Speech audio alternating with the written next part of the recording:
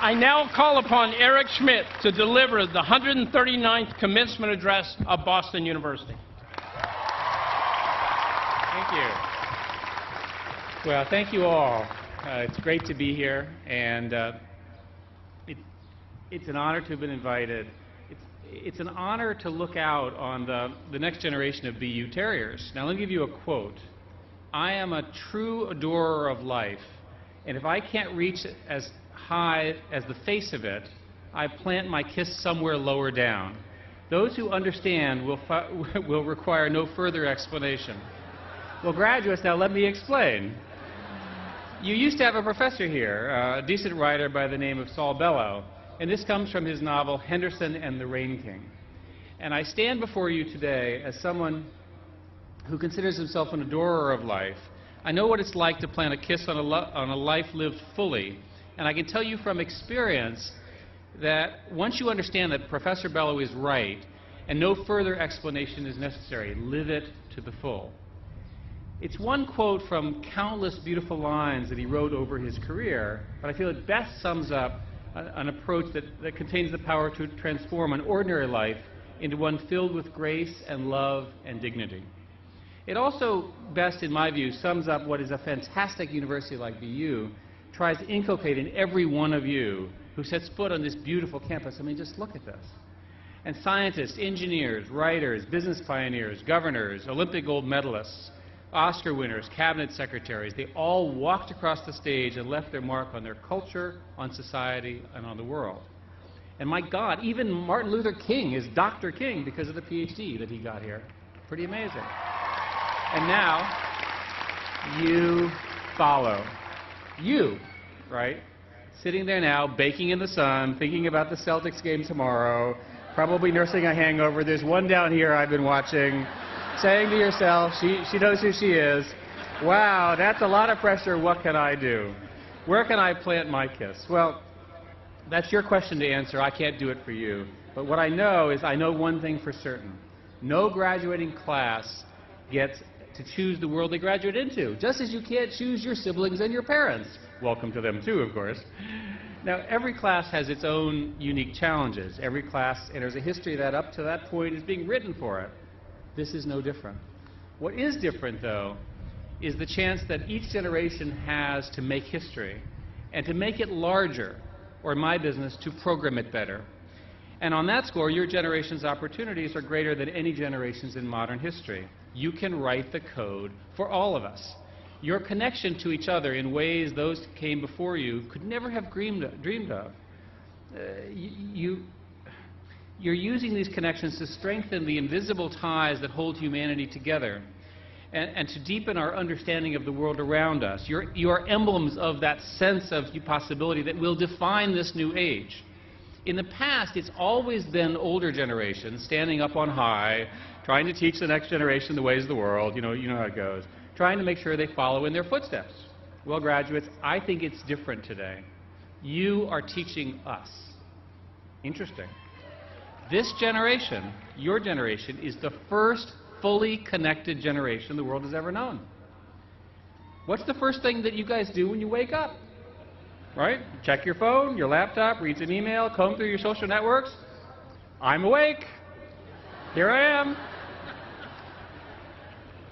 Right? If you're awake, you're online. You're connected. Some of you are probably texting right now or tweeting the speech, changing your status, smiling. Here we are. Smile, you're on camera. There's this joke, by the way, about the college kid who, getting mugged, who says, hold on, I need to update my status, telling my friends that now I'm getting mugged, and then I'll give you my phone.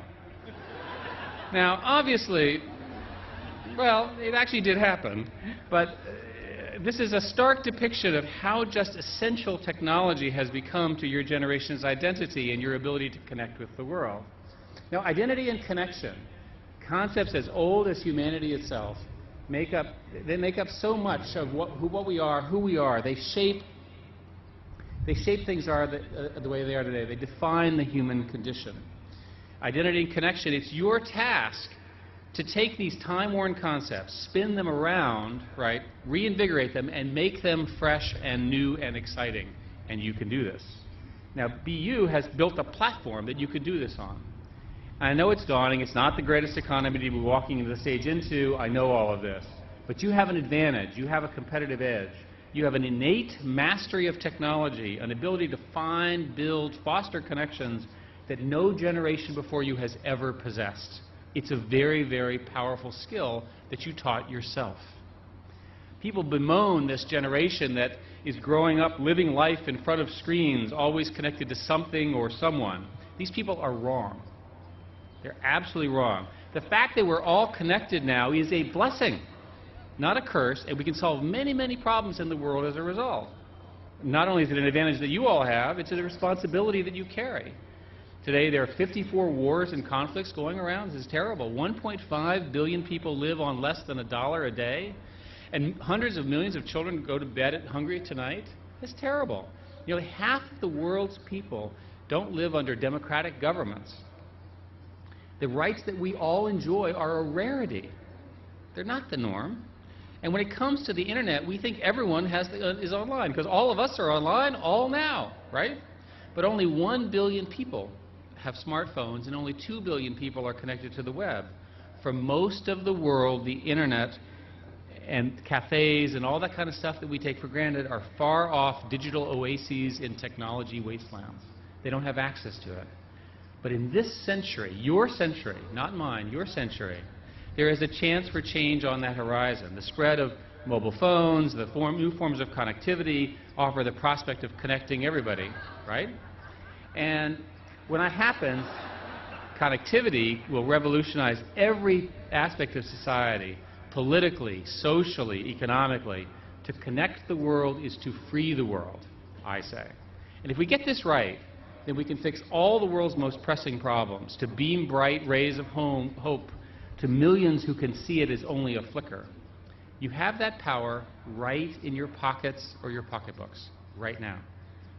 And here's the deal. Yes, I know, we all have this knowledge literally at our fingertips, but now, just because we know more than we used to, doesn't mean our problems go away. The future doesn't just happen. It's not etched or written or coded somewhere. There's no algorithm or formula that says something will do X, so Y will be sure to occur. Technology doesn't work on its own. It's a tool. You are the ones who will harness that power. And that requires innovation and entrepreneurship. Innovation is disruptive. One thing I'll tell you, you know you're innovating when people are worried about you. Graduates, please make people worry, not your parents, but everybody else. Entrepreneurship is the lifeblood of a new economy. It's a more prosperous society, the engine that keeps communities growing. 2/3 of the new jobs created are in small businesses. And you should all try to create a small business or be part of one. And of course, I would recommend that you use all the products that Google has to offer to set it up. End of that. Now, you all have a chance to make an original contribution. Don't just be a shepherd following somebody else's vision or ideas. New models, new forms, new thinking. That's what we need from you. You don't need to become an aid worker or a teacher, although those obviously good. You don't need to be an engineer. I obviously like that, right? We love this. Everyone, all of you, can make your mark by creating new standards of brilliance and innovation. And those standards can spread. They can scale. They can scale in ways that are once unimaginable. The collective intelligence of our society, our version of the Borg, is really quite different. Think of this as a new society with shared norms and values that crosses continents and unites all of us. The empowerment of each of us empowers all of us. And the distinctive feature of your new world, the distinctive feature is that you can be unique while being completely connected. It's never been possible before. I think this is the true fulfillment of the American dream. You see, computers can do amazing things. Those things in your pockets, they contain power inside of them that your proud parents, your grandparents in the audience never could have possibly imagined. I certainly didn't. These computers, they have speed, they have memory, they have intricately complicated wiring and unfathomably complex circuitry. But there's one thing that they don't have. They don't have a heart. All of these connections that you forge, all the things that I'm talking about, the digital ties that bind our humanity together, are not possible without technology. But it's also not possible without you, without a heart. You have the heart, and the future will not beat without you. Now, don't get me wrong. I obviously believe fully in the power of technology to change the world for the better, obvious. And I believe even more fully in the ability of your generation to use that power to great effect, to rule technology. But you cannot let technology rule you. Remember, and I want you to remember this, one thing you have to remember from my talk is I want you to take 1 hour a day and turn that thing off. I know it's going to be hard. I know it's going to be hard. I want you to take 1 hour, just 1 hour, you do the math, it's 1/24th. Turn it down, turn it off. Shut it down. Learn where the off button is. Take your eyes off that screen and look into the eyes of the person that you love. Right? Have a conversation, a real conversation, with the friends who make you think, with the family who make you laugh. Don't push a button saying, I like something. Actually, tell them. What a concept. Okay? Engage in the world around you and feel, taste, and smell and hug what's right there, right in front of you, not what's a click away. Life is not lived in the glow of a monitor. Life is not a series of status updates.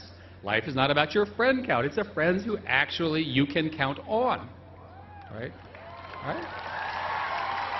So, life is about who you love, how you live. It's about who you travel with through the world with. Your family, your collaborators, your friends. Life is a social experience first. And the best aspects of that experience are not lonely ones. They're spent in the company of others. Now, it's okay after the hour to turn it right back on, not to worry. Now, our modern landscape has changed, yes, but our humanity will always remain. And that, above all else, is what makes us who we are. And who you are is a proud and talented group of BU Terriers. At BU, right? Exciting. Here, you've come to know all of these extraordinary people. Look around. Take a minute. A few years ago, you started off on the road here with these people, knowing them as boys and girls, running around campus, dazed and overwhelmed. Now you're extraordinary men and women in total control of your destinies, ready to make your mark not on history, but on the future. And the friendships that you forged when the times were good and the ones where they were bad, and when you realized you'd overslept your lecture and needed someone else's notes to catch up and all the other stuff that goes on in college, those are the friendships that will matter for your whole life. The people you've met here will be some of the strongest friends and closest allies you'll ever meet in your lives. It's been that way certainly for me. When you leave here, don't leave them behind. Don't leave BU behind. Don't leave them behind. Stay close and stay strong. Take them with you wherever you go, and together, connected, go and change the world with all the things we've talked about. At times, it may have seemed like the road ahead was an impossible slog, but today I have the distinct honor of telling you, you have made it. You only have another half hour to go. It's incredible. Now, hang on. Now that you're here, I want you to do another thing. I ask each of you, I want you to find a way to say yes to things. Say yes to invitations to a new country. Say yes to meet new friends. Say yes to learning a new language and picking up a new sport. Yes is how you get your first job and your next job. Yes is how you find your spouse and even your children. And even if it's a bit edgy, a bit out of your comfort zone, saying yes means that you'll do something new, meet someone new, and make a difference in your life and likely other people's as well. Yes lets you stand out in a crowd, to be an optimist, to stay positive, to be the one that everyone comes to for help, for advice, or just for fun. Yes is what keeps us all young. Yes is a tiny word that can do very big things. And say it often. Second thing I want you to do not be afraid to fail, but also do not be afraid to succeed. There's an old Italian phrase that I like. It's used to describe these sort of daring circus performers. They do it, it's called salto mortale. It means they do a somersault on a tightrope without a net. Graduates, you need to do this. be brave. Work without a net. I promise you'll land on your feet. For those who say that you're thinking too big, be smart enough not to listen.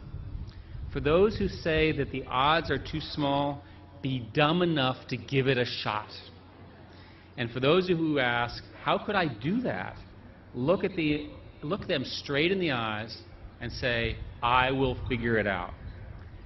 But above all, be an adorer of life. I don't think any further explanation is necessary. I, to be very clear, am very happy to have you join us as adults. And the quicker we have you lead, the better. Time to throw out all of us aging baby boomers and replace it by those best equipped to lead us into a new age. You. Okay? March us to a better day. The power and the possibility, the intellectual energy and the human electricity seated in this stadium, which I see in front of me, the stadium, and this is happening in other stadiums around this weekend and next weekend, this generation will break a new day. Your vast knowledge will seed a new era. Your new ideas will shape a new reality. Your agile minds will shape a new dawn. You will give our future a heartbeat. And that beat will beat stronger because of you, because of the things you learned and the things that you care about and the values and the things that you're going to do.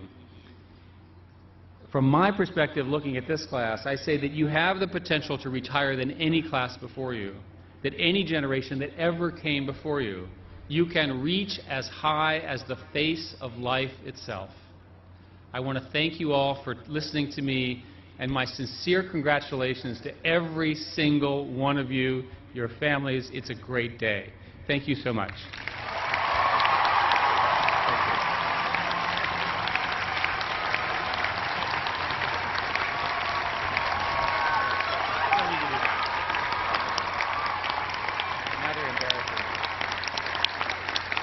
Thank you very much. You're embarrassing me.